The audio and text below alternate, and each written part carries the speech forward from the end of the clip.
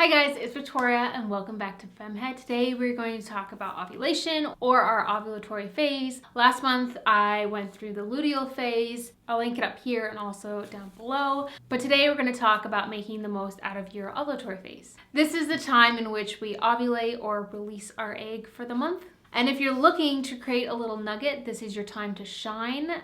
But also if you're not looking to get pregnant, this is the time to be super vigilant with your birth control method. You can learn more about your cycle and charting your cycle as a natural birth control method from my course Chart Your Cycle, which as always is linked down below.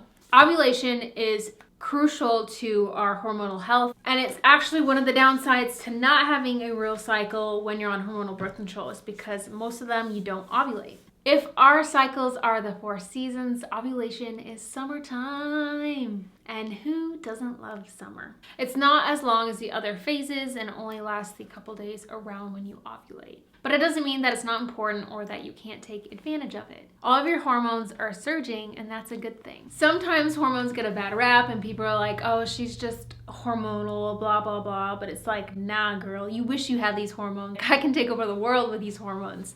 Ovulation is the best time to create something or connect with others. You are your own version of Superwoman during this time. You have the energy and the charismatic vibe to just take over the world, at least your own little world, and you can definitely use that to your advantage. This is the time to act on any plans that you've brainstormed during your follicular phase, which is the previous phase, which I think I'm gonna do in the next video, so stay tuned for that. But this is the time to take action on anything that you've thought about or planned earlier in your cycle. And this is the phase to say yes in. While early in your cycle, leading up to your period and the start of your period is the time to say no to everything and just kind of focus on yourself and resting and recuperating, this is a time that you can say yes and should say yes. But what if you're not feeling it this ovulation and all of the things I'm saying, you're like, that doesn't sound anything like ovulation for me. Like, I don't have any of that take over the world energy. Well, it could point to pushing yourself too hard in other phases, because if we don't give ourselves the chance and the opportunity to slow down and just rest and recuperate around our period, we're not gonna have that like energy around our follicular phase and ovulation. I find that if I don't allow myself to slow down at the end of my cycle and the beginning of my period, I don't have that burst of like energy and creativity and inspiration and motivation that I get at the end of my period leading into my follicular phase and into ovulation. And that was like the best part of having a cycle. So I always have to remind myself, you have to slow down, you have to like take it easy. All right, take it easy.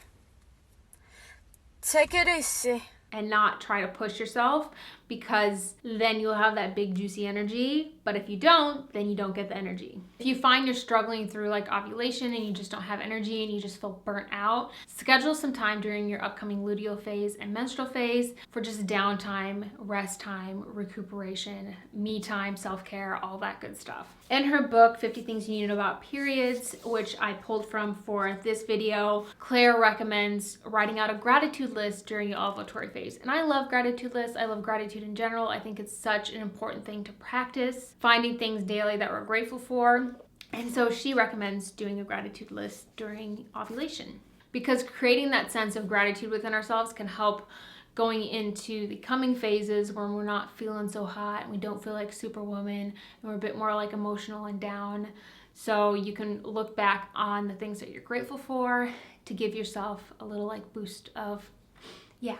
If you're feeling scattered and like, oh, I have all this energy and there's so much I want to take on, but I don't know where to start, I recommend writing things down. I really flourish when I have lists and things are organized and I write things down. Have a just like big brain dump to-do list, and never underestimate the power of like getting something out of your head and onto paper, because if it's just like swirling around in the back of your brain, it's just gonna continue to nag at you.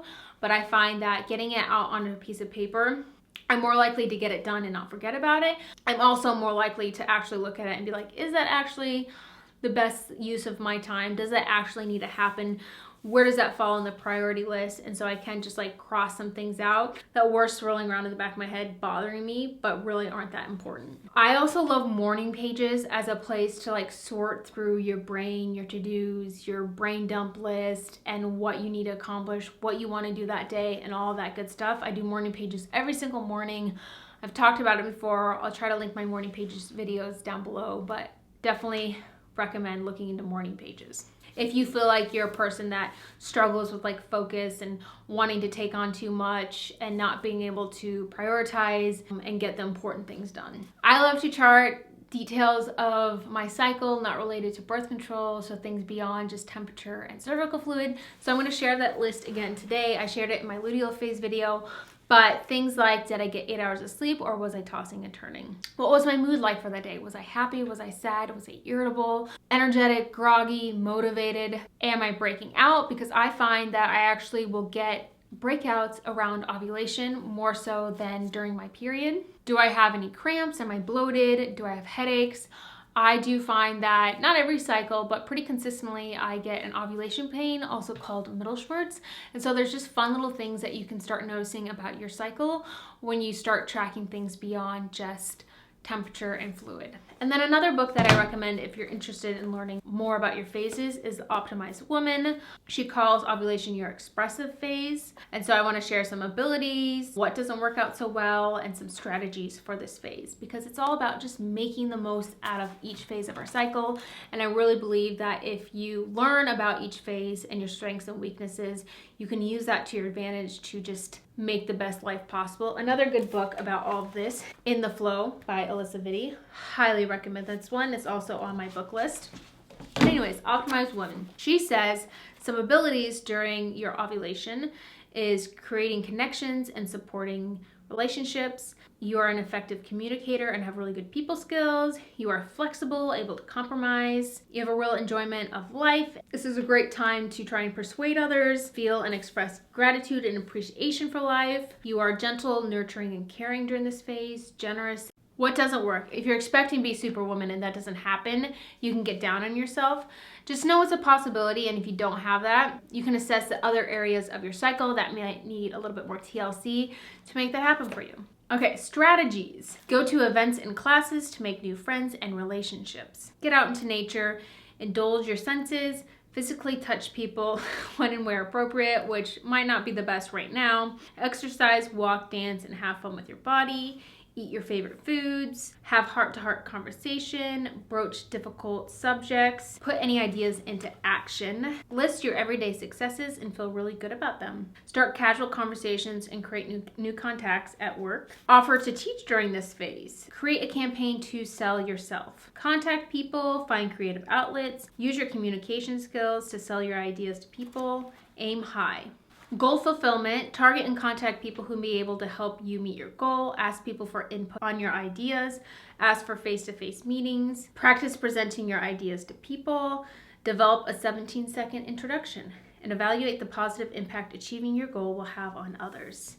So that is just some positives of our ovulatory phase.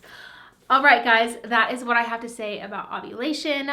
My goal in all of this and talking about the different phases is to teach you that you have strengths and weaknesses within each phase. It doesn't make one phase better than the other. My camera died for a second time. We're gonna finish the video really quickly on my phone so I can get it up for you. My goal with all of this is to not say one phase is better than the other, but to teach you that you have strengths and weaknesses within each phase. When we learn about those, we can take advantage of them, give ourselves some grace where it's needed, and just have the most fulfilling cycle and life possible.